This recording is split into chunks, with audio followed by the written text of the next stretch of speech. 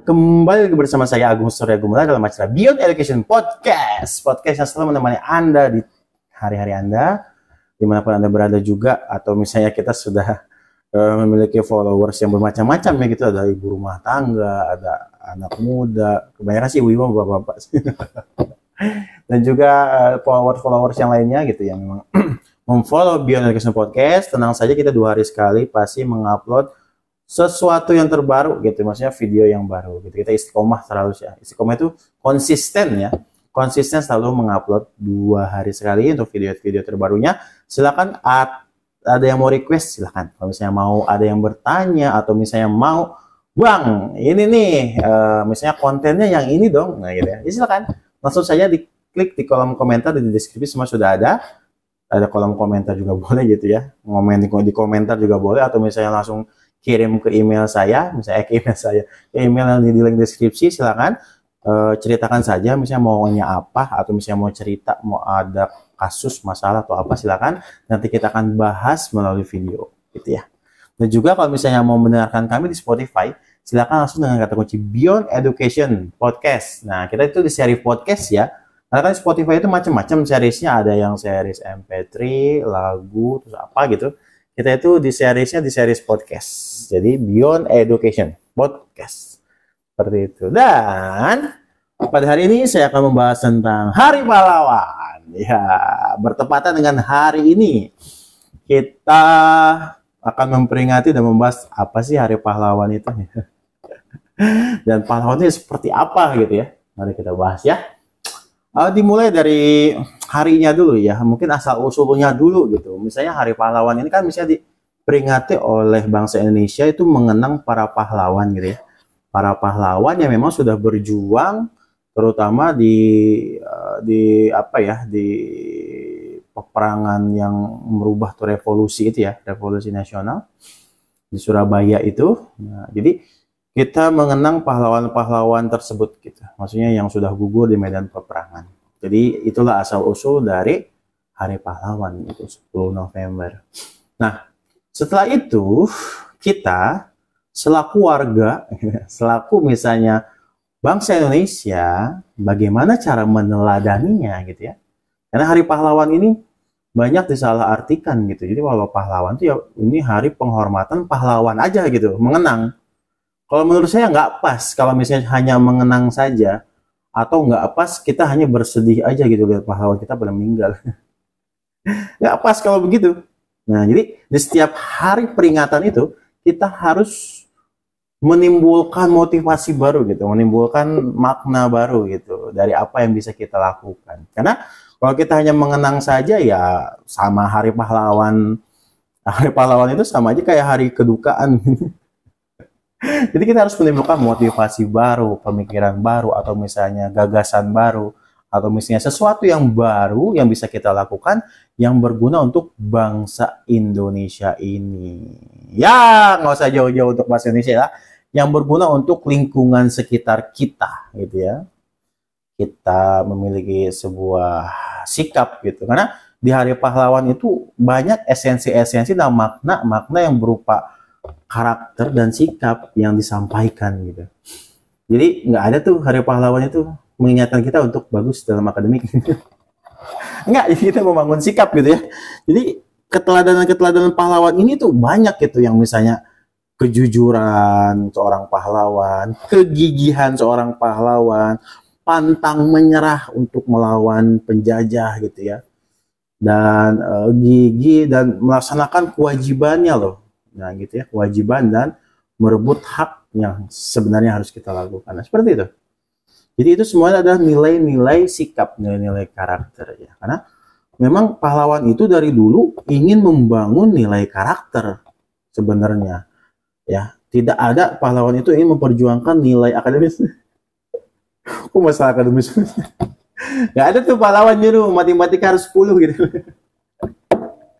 Saya tunjukkan satu pahlawan yang misalnya memang dia itu mewasiatkan gitu ya, mewasiatkan bahwa harus mendapatkan nilai matematika 10 gitu, atau nilai agama ataupun harus 10 semuanya harus perfect. Nggak ada.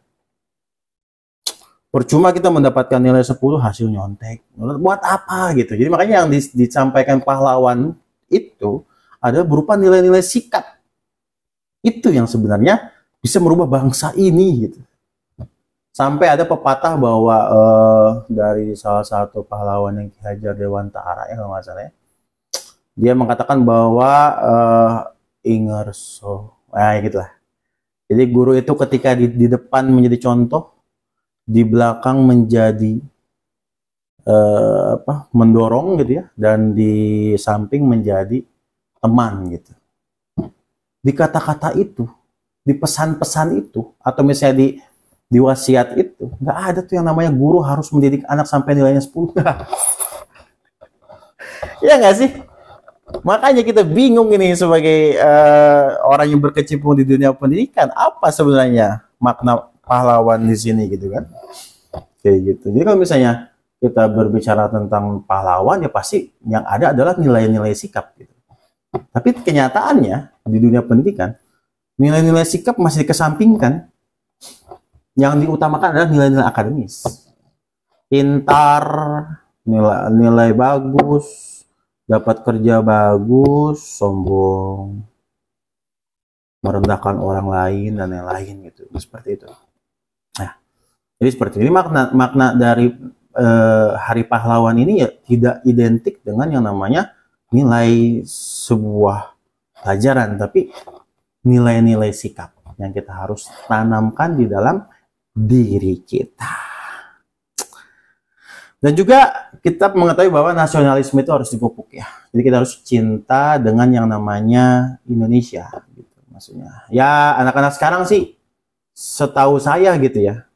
Atau misalnya orang-orang sekarang masih bingung caranya cinta sama Indonesia itu bagaimana sih?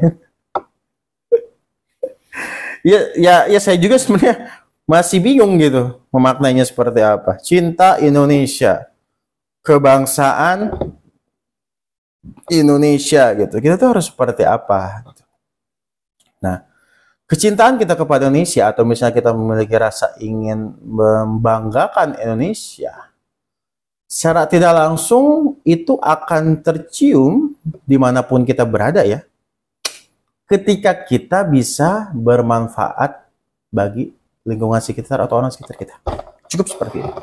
Kalau misalnya teman-teman bingung ya, bagaimana caranya cinta sama Indonesia, tunjukkan kalau teman-teman itu bermanfaat bagi lingkungan sekitar. Jadi minimal keluarga, minimal lagi RT, atau minimal lagi RW, atau minimal lagi ya sekota gitu ya, bermanfaat bagi orang sekota gitu, apapun itu gagasan atau apa.